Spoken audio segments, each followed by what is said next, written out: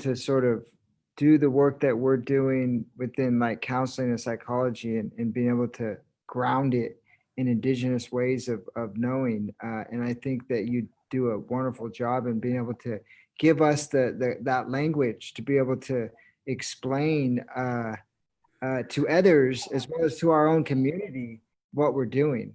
So I appreciate that. And I know Shoshone, we have a little bit of time, maybe like 5-10 minutes. Would that be okay?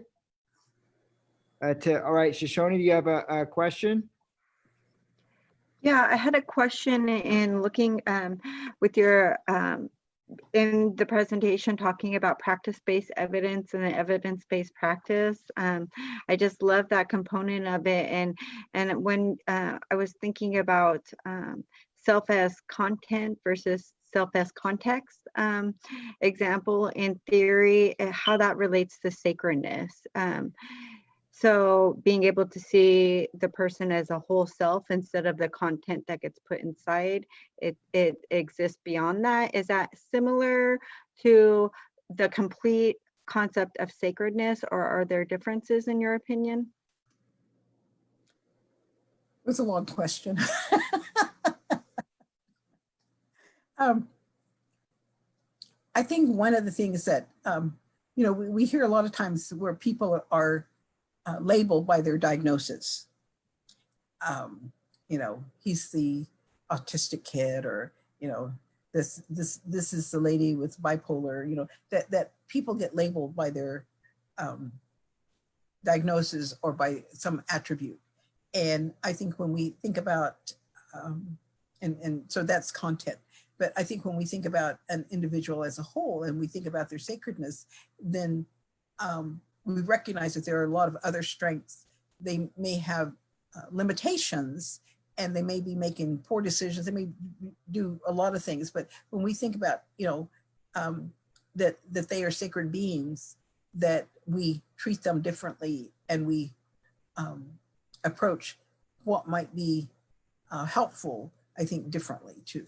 We don't focus on just one aspect of their care. We try to be much broader, I think, when we have a more holistic aspect or holistic viewpoints. I guess one question too for me is around sort of like, intervention. So we are doing the counseling, and whether it's trauma-informed, narrative, traditional CBT, I see that as intervention. And how do you see the sort of prevention and intervention working together to serve the whole child and across their lifestyle, or across their lifetime? Within Indian country, let's say within certain communities, have you seen communities be able to do that really well? So starting from birth to elder, how do we integrate or create synergy across all different types of programming and specifically around prevention and intervention?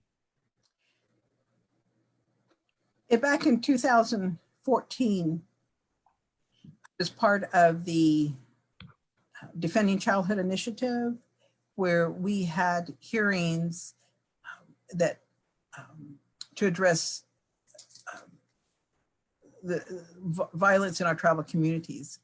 It was led by the U.S. Attorney General Eric Holder at the time. And there was so this is a public testimony that was given. And there was a director of the Tribal Education Department that presented testimony about what she was doing. And it was from a tribe on the coast of Oregon. And what she said was she was charged with finding out where all the tribal kids were at. And nobody knew what their needs were, or what successes they had either. I may be shortening that a little bit, but and so she was wondering, how do we track these kids? So what she did over time, and with a lot of confidentiality and a lot of privacy in place, was to approach every tribal member who was had a baby or was expecting a baby, and to help them enroll in a school-based opportunity so that they could, be ready for, whatever, Head Start or pre, childcare, Head Start, pre-K, grade school, high school, graduation, college, everything. And so that they got permission in order to help track these kids. And it wasn't just, with the kids, but it was their families, any siblings. And so eventually over time, with a lot of safeguards, she was able to know where each tribal child was at any particular time, and to offer resources, and had a network so that she could, offer resources, and intervene if necessary, and also provide, intervention services if needed.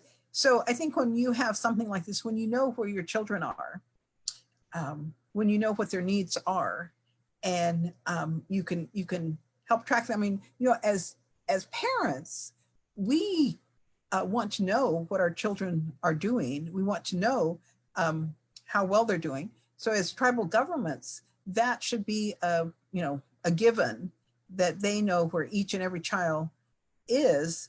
And, if there is a disability, then, intervening at that early age. If there is a, special skill, how do you, support that child to excel? So I think it really is, as parents, we wouldn't think about losing a child. We would like, where are our children and what are we doing? And I think as tribal governments, that's the same thing that they should be doing. They should know where each and every child is at. Thank you. And that seems like one of the, successes in Indian country around suicide prevention was with the White Mountain Apache. And it seems like they had a really strong surveillance, not in a negative connotation, surveillance system to be able to support when people were in crisis.